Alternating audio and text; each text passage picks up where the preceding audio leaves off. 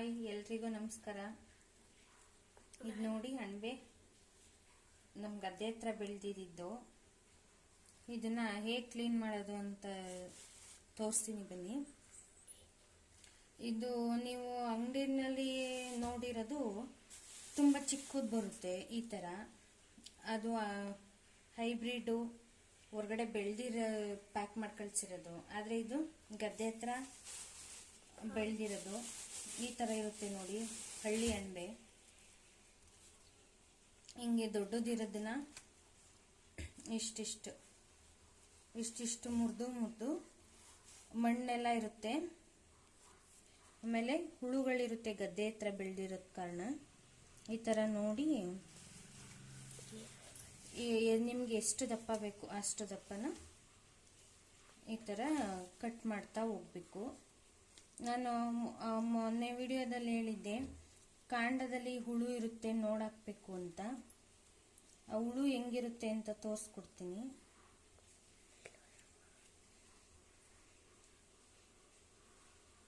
ಕಾಂಡನೂ ಅಷ್ಟೇ ಈ ಥರ ಓಪನ್ ಮಾಡಿ ನೋಡಬೇಕು. ಈ ಎಡ್ಜಲ್ಲಿ ಹುಳು ಇರುತ್ತೆ, ವೈಟ್ ಹುಳು, ಅಕ್ಕಿ ಹುಳಿನಲ್ಲಿ ಬರುತ್ತೆ, ಅಲ್ಲಿ ನೋಡಿದ್ದೀರಾ ಆ ಥರ ಇರುತ್ತೆ.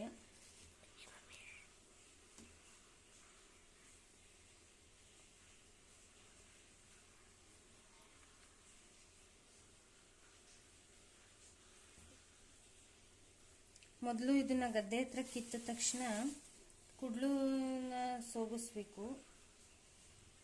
ಆ ನಂತರ ಮನೆಗೆ ತಗೊಬಂದು ಈ ಥರ ಕ್ಲೀನ್ ಮಾಡ್ಕೋಬೇಕು. ಪ್ರತಿಯೊಂದನ್ನು ಹಿಂಗೆ ತೆಗೆದು ನೋಡಿ, ಹುಳು ಇರುತ್ತೆ ಗೊತ್ತಾಗುತ್ತೆ.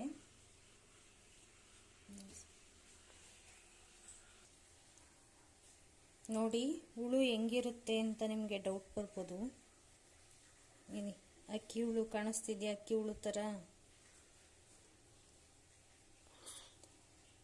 ನೋಡಿ, ಹತ್ರದಿಂದ ತೋರಿಸ್ತೀನಿ. ಇಲ್ಲಿ ಈ ಥರ ಹುಳುನ ಕ್ಲೀನ್ ಮಾಡ್ಕೋಬೇಕು. ಕಣ್ಣಿಗೆ ಕಾಣಿಸೋದಿಲ್ಲ, ಜೋಪಾನವಾಗಿ ನೋಡ್ಕೋಬೇಕು.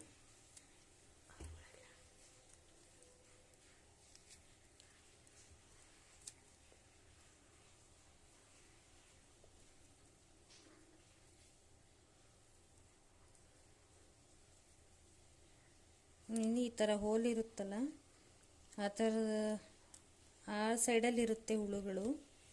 ನೋಡ್ಕೊಂಡು ಕ್ಲೀನ್ ಮಾಡ್ಕೋಬೇಕು. ಈ ಥರ ಹೋಲಿದ್ರೆ ಅದನ್ನು ಯೂಸೇ ಮಾಡಬೇಡಿ, ತೆಗ್ಬಿಡಿ.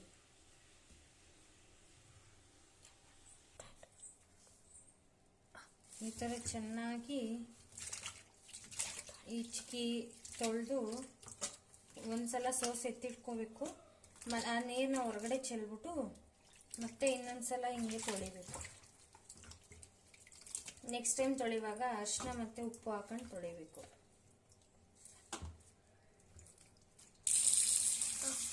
ನೋಡಿ ಈ ಥರ ಅರಿಶಿನ ಒಂದು ಚಮಚ, ಉಪ್ಪು ಒಂದು ಚಮಚ ಹಾಕಿ ಒಂದು 5 ನಿಮಿಷ ನೆನೆ ಹಾಕಿದ್ರೆ ನಮ್ಮ ಕಣ್ಣು ಕಾಣದೇ ಇರೋ ಹುಳುಗಳು ಸಹ ಸತ್ತೋಗಿರುತ್ತೆ.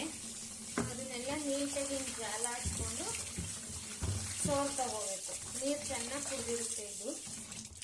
ಅದನ್ನು ಸೋರ್ ತೆಗೀರಿ. ಒಂದು 5 ನಿಮಿಷ ಉಣಿಸ್ಬಿಡಿ. 5 ನಿಮಿಷ ಆದಮೇಲೆ ಈ ಥರ ಸೋರ್ ತೆಗೀರಿ.